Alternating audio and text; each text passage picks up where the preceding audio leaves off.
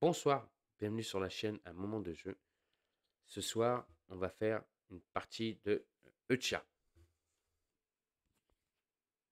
Alors, pas une partie de gameplay, mais je vais vous présenter le personnage que j'ai choisi et tout le matériel qu'on a besoin pour faire cette partie et surtout les premières tuiles donc pour cette campagne qu'on va faire sur ma chaîne et donc le scénario qu'on jouera.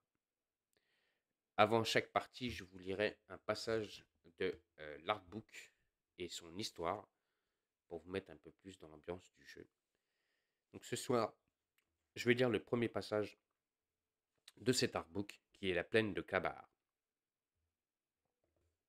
Et donc quand j'aurai lu ce passage, on se retrouvera sur ma table de jeu et on pourra commencer à que je vous présente donc le personnage que j'ai choisi et donc tout le matériel que vous avez besoin pour faire cette partie. Donc on va commencer à lire la plaine de Klabar pour vous mettre dans le contexte de l'histoire et surtout, pourquoi pas, vous donner l'envie de jouer à Echia. D'où vient l'eau qui alimente le puits? Pourquoi le bois brûle-t-il? Pourquoi ne puis-je m'aventurer le long de la digue? Les enfants posent de nombreuses questions, mais ils prennent jamais le temps de s'interroger sur le nom étrange que portent les endroits où ils vivent. Pour ma part, je suis longtemps demandé d'où venait le nom de la contrée où je suis né, la plaine de Cladar.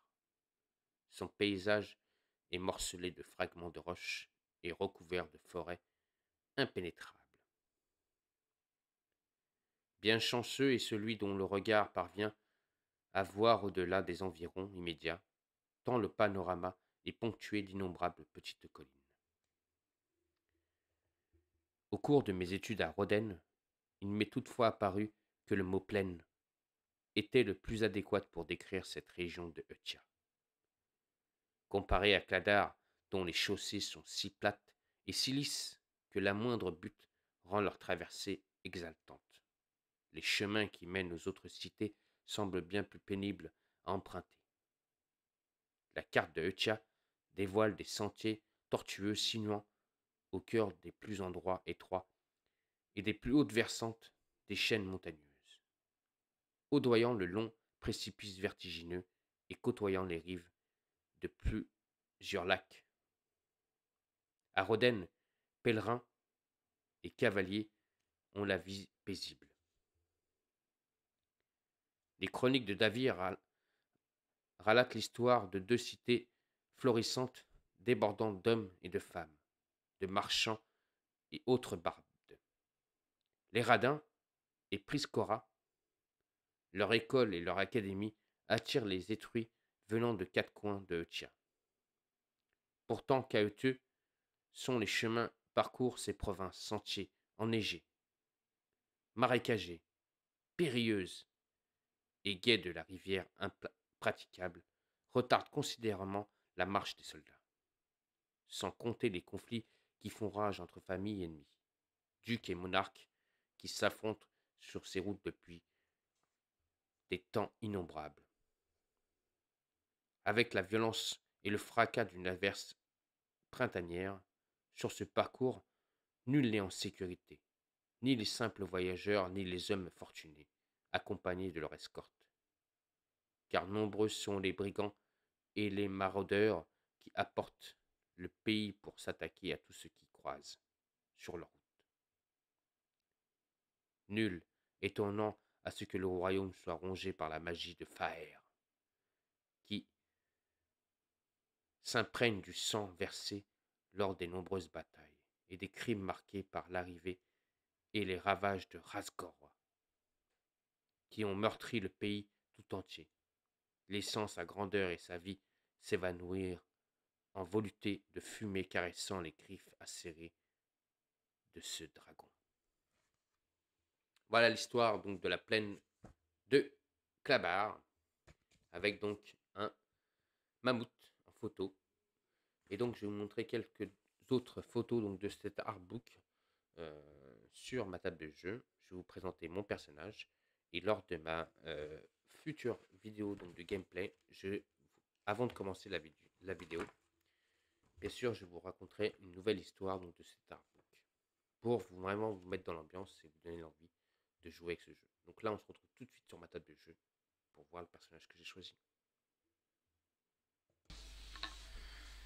Voilà, on est sur ma table de jeu, donc comme je vous ai lu, les plaines de Cladar, avec donc cette belle illustration, hop, mise au point là du mammouth. Ici, nous avons donc une sorte de lézard qu'on voit bien, qui regarde les plaines. Et donc, en tournant les pages, nous voyons des belles illustrations donc de Utcha et donc de ses environs, donc de Cladar, les villes. Et là, on peut voir les plaines et les endroits qui a été racontés par l'histoire.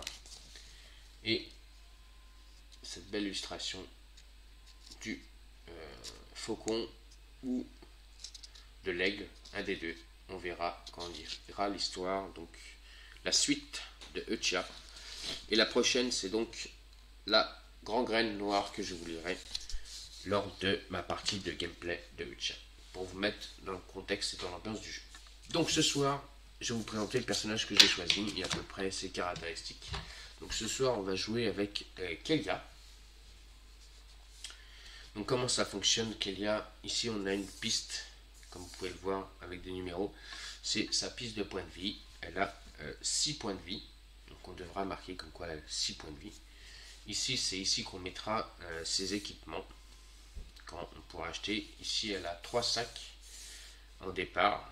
Elle partira avec un sac de soins, je ne sais plus comment on dit, potion de soins. Et il y a des endroits où on peut mettre des objets, mais il faut payer le coup pour pouvoir placer des objets. Ici, on aura des pions donc pour pouvoir relancer les dés. Et ici, ce sera donc les pierres précieuses qu'on placera, car certains objets ont besoin de pierres précieuses pour fonctionner, et donc on pourra les placer sur les objets pour que ça fonctionne. Ici, on a des jetons, donc c'est avec ces jetons-là qu'on va activer le personnage. On en a 3 en départ. Donc on a le jeton. Alors, comme je vous ai expliqué lors de ma première vidéo, voilà, c'est fait la mise au point, parfait. Soit on fait le déplacement, soit on fait l'action de minage. Ici, on fera soit l'action de se déplacer de 2, ou soit l'action de commerce. Et enfin ici, on fera soit l'action de 3, ou soit l'action du combat. Bien sûr, on a un autre petit cercle, vous voyez ici.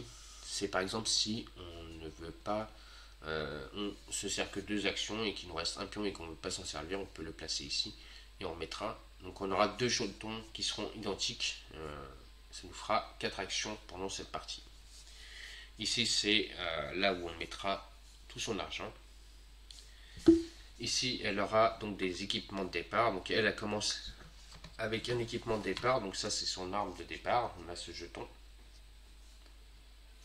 Et elle a donc un bâton de combat. Et donc, sur un résultat de 5 à 9, elle fait 2 touches. Et sur un résultat de 10 ou plus, elle fait 3 touches. Là, on ne regarde pas le coût de l'équipement, mais juste en bas, entre parenthèses, ça veut dire que si je le vends, je pourrais gagner une pièce d'or. Donc voilà son bâton de combat. Donc, après, donc, il y a d'autres carrés, comme vous pouvez constater ici. Et elle va gagner de l'expérience, cette petite dame, enfin j'espère, pendant la partie. Et si on gagne des points d'expérience, on pourra lui placer des jetons comme ça. Et sur chaque jeton, on a, vous voyez, soit ici c'est un pickpocket, donc elle peut voler ou des équipements ou des capacités ou même jusqu'à avoir des armes beaucoup plus fortes comme la dague qui elle entre 0 et 3 fait une touche et entre 4 et 8 elle fait 2 touches et 9 et plus elle fait 3 touches. Donc ça c'est la dague. Donc on va essayer, donc elle peut monter en expérience jusqu'au niveau 40. Et donc à chaque fois qu'elle montera en expérience, c'est qu'on peut placer une de ces tuiles. Donc on les placera sur ces petits carrés. Comme vous pouvez constater, la deuxième ici est gratuite. Par contre, les autres, il faut soit les payer en coût en argent, ou soit par rapport à une pierre qu'on vous demande. Voilà. Donc, on jouera Kalera. Donc, c'est l'air d'être une chasseuse dans des montagnes. On va voir, je ne connais pas le personnage. Pour l'instant, j'ai vu que personne n'avait joué, donc je vais jouer ce personnage. Elle m'a tout de suite attiré et elle me faisait penser un peu à un personnage donc d'un, je ne sais plus c'est quel jeu, mais elle me faisait beaucoup penser à ce personnage, donc c'est pour ça que j'ai voulu la prendre. Elle m'a beaucoup de suite plu. Donc voilà le personnage qu'on jouera. Et comme je vous dis, moi je joue pas avec les figurines, je joue avec les standees. Donc voilà le standee de notre personnage. Elle a donc ses 2 dés pour les combats. Donc elle a joué avec des dés jaunes. Elle a son arme de base. Donc je vous rappelle, on mettra sur le plateau son arme de base ici. Ici on placera l'argent qu'elle a dès le départ. On mettra donc les jetons pour représenter ses points de vie. Donc elle est à 6. Vous voyez, on place le jeton 6. Elle a ses jetons d'activation. Donc le jeton, comme je vous disais, de miner ou de se déplacer. Elle a l'action, le jeton ici. Ça c'est le jeton de combat qu'on placera. Et ici, soit le déplacement, soit le commerce. Et donc, par exemple, comme je vous disais, si je ne me sers pas de mon action de combat, on placera le jeton ici. Et donc, lors d'un nouveau tour, on pourra replacer un nouveau jeton de combat. On pourra faire soit 3 déplacements et après on pourra faire un combat. Voilà. Donc ça, c'est les jetons qu'elle place au départ. Elle a des jetons qui sont représentés comme ça. Donc ça, c'est quand elle réussit à faire donc du minage. On devra mettre des jetons comme ça sur la map. Ça, ce sont des jetons de commerce. Quand elle réussit à faire du commerce, on mettra aussi ça sur la map. Quand elle gagnera des combats, on mettra des jetons comme ça. C'est pour donc nos points à la fin de la partie, car on va compter ici notre score de réputation. Voilà, c'est avec ça qu'on va pouvoir compter nos points de réputation grâce à ces petits pions aussi qu'on va essayer de mettre sur la map. Si on réussit des combats ou qu'on fait des actions de minage ou des actions de commerce. Bien sûr, on a aussi quand on va essayer, pourquoi pas, d'aller voir un élémentaire d'eau, de feu ou d'air, n'importe quel élémentaire. Ensuite, elle a d'autres petits pions. Ici, c'est des pions de points de vie, comme vous pouvez constater. On n'enlèvera pas les points de vie sur la map, mais ça c'est pour enlever les points de vie des ennemis qu'on rencontrera. Donc ça c'est à peu près tout ce qu'on a besoin pour notre personnage. Donc vous voyez, on a quand même besoin de pas mal de choses pour notre personnage qu'on devra mettre de côté. Donc on a besoin de ça, ces jetons là, son pion pour lui dire quel armement elle a dès le départ. Bien sûr, le standee, ça vous verrez, ça sera sur la map. Et voilà. Donc ça, c'est donc le personnage que j'ai choisi. Et donc ça, c'est toutes les tuiles. Et donc, la carte du personnage que je jouerai. Donc on jouera, enfin je jouerai Kelia. Oubliez le petit pion pour les points de vie. Ça, je vais le réduire un peu parce que ça a l'air d'être un peu. Voilà, donc ça c'est Kelia. Ici on a des cartes donc pour nous aider pour les symboles qu'on va rencontrer pendant la partie. Donc, on a des cartes d'aide de jeu. Donc on a les tuiles des héros, donc ça c'est beaucoup les cartes d'aide pour nous aider pendant la partie. Donc voilà. Ça aussi c'est quelque chose que je garderai à côté de moi. Donc voilà, vous voyez les germes qu'on devra avoir pour essayer de payer le coup en expérience. Vous voyez, ils sont marqués ici. Ça, ce sont donc les jetons que je vous parlais tout à l'heure pour pouvoir... Ah non, ils sont là, pardon. Ici. C'est ces jetons-là en bleu qui nous permettent de pouvoir relancer les dés qu'on va placer ici sur la map de notre personnage. Donc on a toutes ces cartes d'aide. On a aussi la carte donc pour, comme je vous ai montré tout à l'heure, le score à la fin de la partie, le score de réputation. Ici on a la carte donc intervention du chi. Donc elle c'est la déesse. Quand on fait ce résultat là entre 2 et 5, et ben le chi va nous donner un de ces points. À chaque fois qu'on fera 5, et ben on montera le dé et on pourra récupérer une de ses compétences. Voilà. C'est la déesse qui vient nous aider pendant cette partie. Alors, j'ai déjà préparé les tuiles donc de départ. Donc, je vais vous expliquer à peu près le premier scénario qu'on va jouer.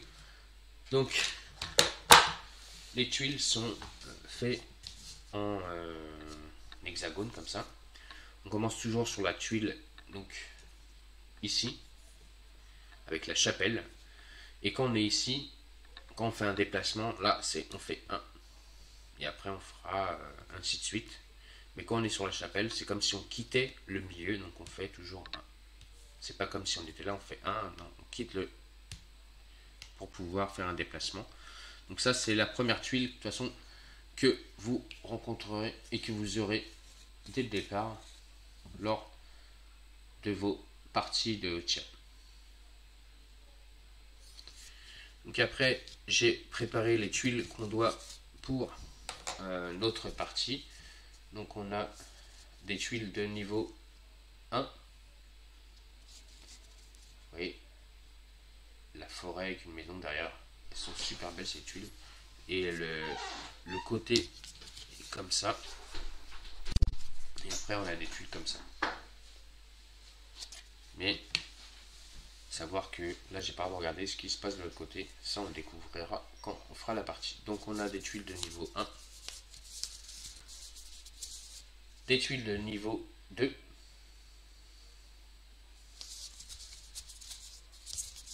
Des tuiles de niveau 3. Voilà. Ça, donc toutes les tuiles sont préparées pour ma première partie. Donc je les mettrai de côté et donc je vous ferai une partie de gameplay.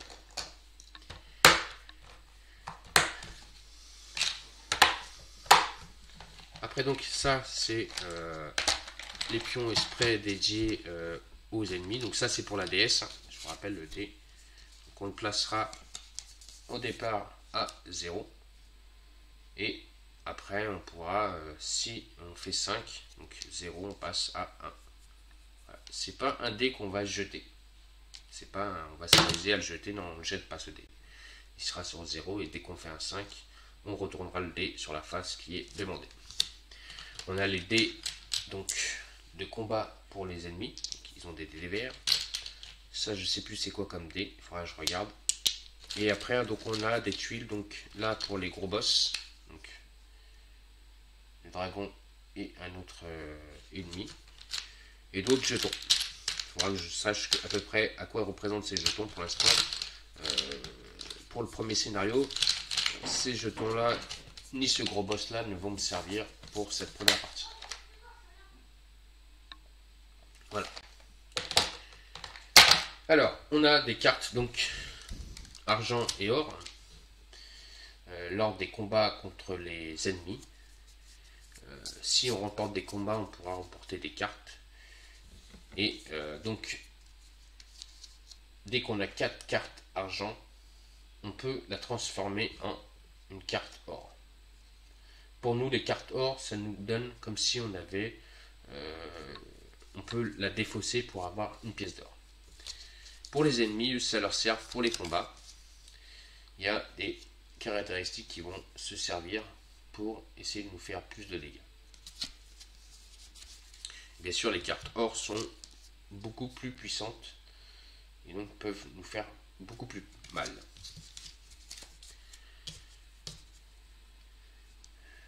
Alors, je mets des élastiques, ne vous inquiétez pas, les élastiques vont bientôt disparaître. Ici, nous avons donc les cartes ennemis qu'on va pouvoir rencontrer. Donc, on a des ennemis de niveau 1, des ennemis de niveau 2 et des ennemis de niveau 3. Enfin, à chaque fois, il y a une récompense et bien sûr un niveau de points d'expérience.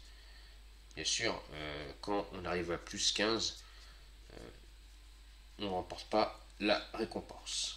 Si on a 16 points d'expérience, on ne remporte pas cette récompense. C'est pour ça qu'ils ont mis des points d'expérience. Vous voyez, niveau 2, les ennemis de niveau 2, c'est de 0 à 35. Et les ennemis de niveau 3, c'est de 16 à 22 points d'expérience.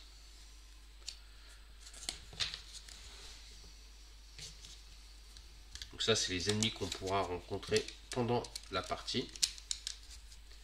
Car sur chaque tuile, on pas dit que sur chaque tuile on va rencontrer des ennemis, mais sur chaque tuile il y aura un moment où on peut rencontrer des ennemis, et donc on devra tirer une carte pour savoir, sur la tuile ça sera marqué par contre quel ennemi on rencontrera. Donc on verra ce symbole sur la tuile. Donc s'il n'a qu'une épée, c'est un ennemi de niveau 1. S'il a 2 épées, un ennemi de niveau 2. Et 3 épées, un ennemi de niveau 3. Ensuite, on a les cartes donc événements avec les cartes des élémentaires. Donc ça, c'est les élémentaires. Donc on a l'élémentaire de feu, d'eau, de terre et de vent. Donc chaque élémentaire fonctionne de la même façon sur une tuile. Donc ils prennent toute cette tuile pour appliquer ces effets. Et donc chaque élémentaire, si on veut l'affronter, bien sûr, ou si on ne veut pas l'affronter, voilà ce qu'il nous fera. Donc si on arrive sur une tuile d'élémentaire de feu, il nous fait 2 dégâts, que ce soit à nous ou aux ennemis. Pour un élémentaire d'eau, il nous redonnera 2 points de vie, que ce soit à nous ou à un ennemi. Pour un élémentaire de terre, il nous donnera plus 2 sur nos jets de combat. Et pour l'élémentaire de la terre, il nous fera retourner notre dé, ce qui veut dire c'est que si sur mon résultat j'obtiens un 1, grâce à l'élémentaire du vent, je pourrais obtenir un 6. Et bien sûr le contraire, si je fais un 6, il me fera faire un 1.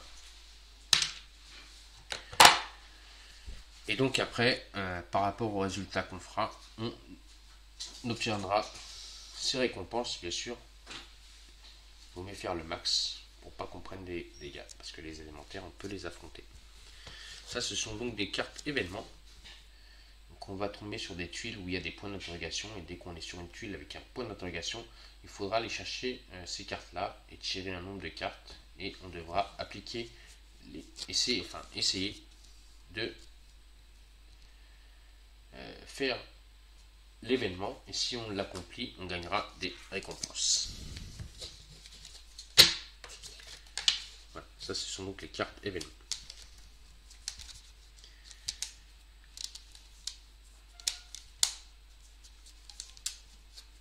Ici, on a les cartes, donc quand on joue à plusieurs, c'est un des joueurs qui va lancer les dés de l'ennemi. Là, comme on joue en solo, il y a des cartes qui sont dédiées à l'ennemi. Comme ça, on n'a pas besoin de lancer les dés. On tourne une carte et l'ennemi a fait 12. Donc on prend les 2 dés verts, on met 2 6 et on applique l'effet de sa carte donc, de l'ennemi.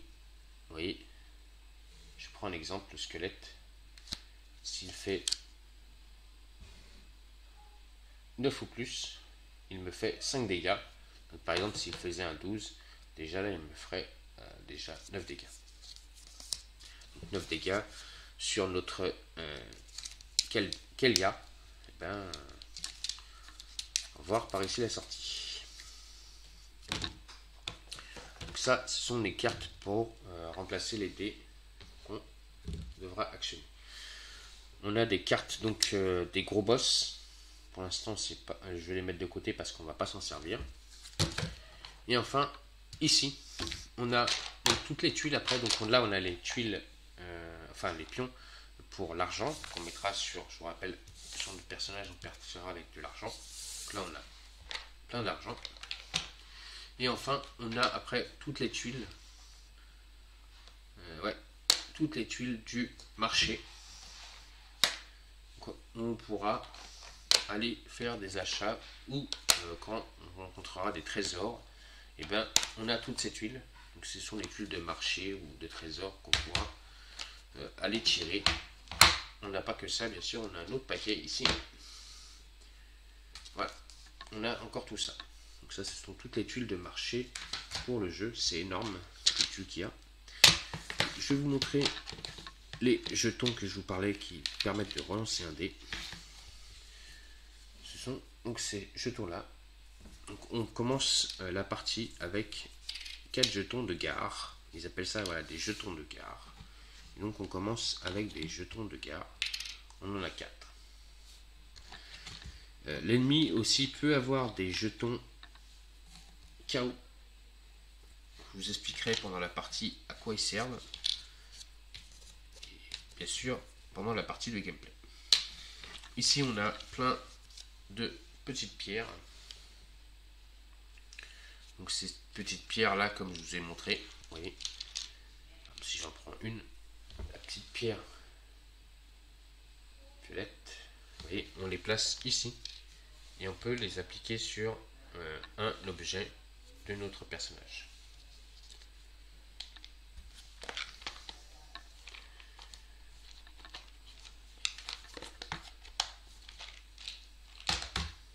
Alors, on a le livre de campagne de Echia. Donc ma prochaine vidéo sera, donc on va commencer avec donc, le premier scénario qui est demandé de faire. Normal parce que déjà je connais pas trop le jeu, on va apprendre en même temps en jouant. On jouera le scénario, la chasse. On a une introduction, je vous lirai. Donc ça, c'est les tuiles que j'ai piochées, qu'on m'a demandé de piocher pour ce scénario.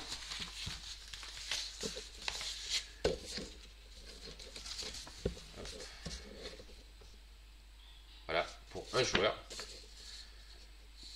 les tuiles que je devais prendre de chaque symbole. Et donc ils ont été piochés, donc des tuiles de niveau 1, niveau 2 et niveau 3. Donc on a une petite introduction. On nous explique les règles de mise en place, les règles spéciales et enfin le décompte final. Dans cette première partie de gameplay, j'aurai 7 manches et mon objectif sera d'éliminer des monstres de niveau 2. Donc il faudra que j'aille affronter des monstres donc de niveau 2. Donc je les mélangerai pendant la partie. Donc je devrais rencontrer des ennemis de cette puissance là de niveau 2. Voilà, comme là vous voyez le cyclope. Donc je devrais affronter. Donc vous voyez, lui il commence avec 0 carte, 2 jetons de KO et 1 jeton de gare. Et s'il fait entre 1 et 3, il me fait 2 dégâts. Entre 4 et 9, il me fait 3 dégâts. Et 10 ou plus, il me fait 4 dégâts. Et il a 10 points de vie. Donc voilà, ça c'est donc les ennemis de niveau 2 que je pourrais rencontrer pendant cette partie. Oui, j'ai oublié de ranger celle-là. Hop, je les mélangerai pendant la partie. Donc ça, c'est donc le mode campagne que je ferai. On a un livre de règles que je continue à lire. On a une annexe pour nous aider. On a cette partie qui va rester là. Et ici, c'est pour ça que je vous ai dit que j'ai fait, à part ici, là, c'est celui-là. Donc ça, c'est le tableau des exploits. On mettra des résultats dessus pour nous. Et ça, ce sont donc les Z pour chaque personnage. C'est un peu comme du tout mini bones. Chaque personnage a sa fiche. Donc moi, il faudra que je prenne la fiche de notre ami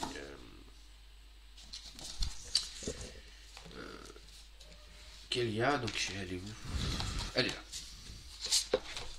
Voilà. Donc moi, je prendrai la fiche de Kelia que je mettrai de côté. C'est un peu comme tout mini bones. Chaque jeton est représenté dessus et on nous explique exactement ce que veut dire les jetons pour nous aider aussi. Voilà. Donc c'est tous les jetons de niveau. Donc ça je vais mettre de côté d'ailleurs. Celui-là j'aurais pas besoin.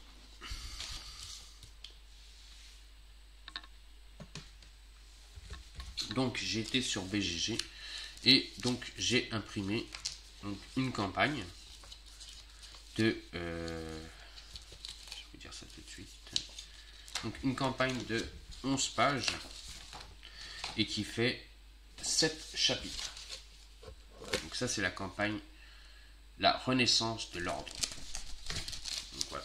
Donc je pourrais faire cette campagne en plus de celle que je vais vous présenter sur ma chaîne. Ensuite j'ai téléchargé celui-là c'est un scénario de voilà, un scénario de 4 pages. Donc ça c'est la Strige. Donc un scénario de 4 pages. Voilà, en plus on a un scénario de encore 4 pages qui est le jour du héros. Donc, voilà. Et ça c'est une petite map que je me suis fabriquée. Donc vous voyez, pour remplacer cette carte qui est là,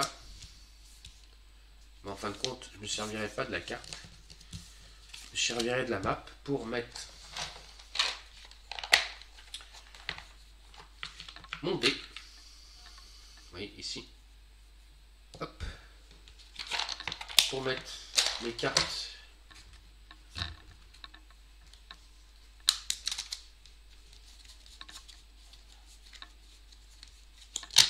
argent et or. Donc ici on a une défausse, voilà. Ici les cartes ennemies que je mettrai.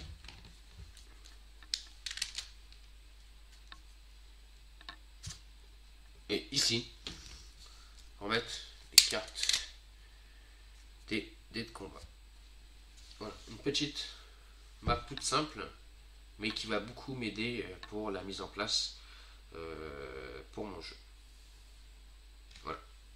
Donc ça c'est ce que je me suis imprimé et je me suis fait pour une mise en place beaucoup plus simple et surtout pour gagner de l'espace. Voilà. Donc ça c'est fait.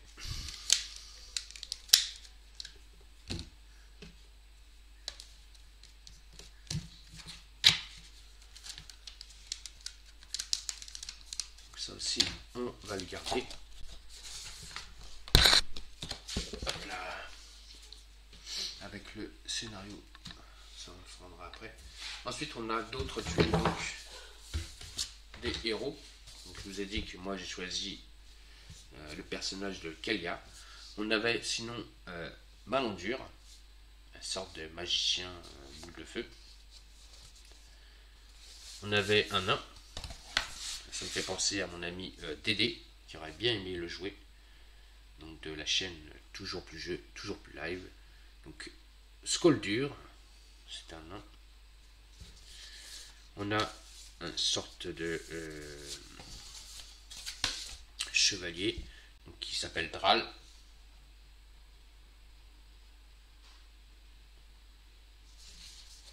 On a ensuite deux magiciennes. Donc on a la magicienne Talseri et l'autre qui est